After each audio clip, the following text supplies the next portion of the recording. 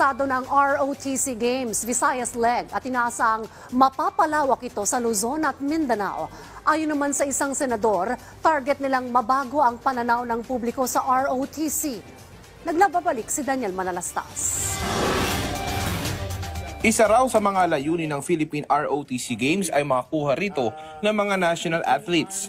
Bukod pa yan sa babago ang tingin kapag sinabing ROTC, na kadalasan unang papasok sa isip mo ay military training. Sabi ni Senator Francis Tolentino, may mga bagong aabangan sa ROTC Games ngayong taon. To highlight the ROTC as not just a military training avenue for cadets, but as a pathway to patriotism. Ang dinagdag ng Philippine Sports Commission and CHED is yung 5-on-5 basketball.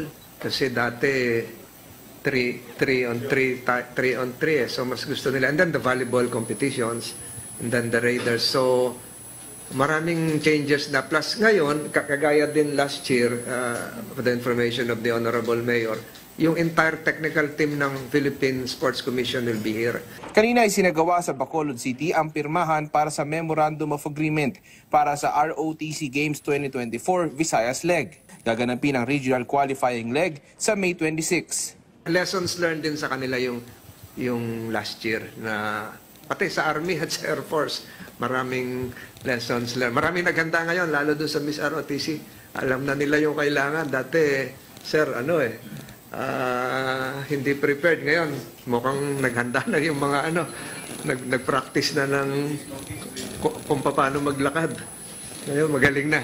This will be of good significance for us moving forward in terms of our sports activities. And of course, as the Senator mentioned, it will also add to our tourism. Kung pangamba naman ay init para sa mga kadete at atleta na lalahok, tiniyak ng Air Force Reserve Command na may solusyon para rito. Some of the sports are to be conducted inside the malls, and of course yung yung iba na sa mga campus ng schools, universities. So may mga may mga provisions naman din na para sa mga athletes na hindi rin sila maapektuhan sa weather natin.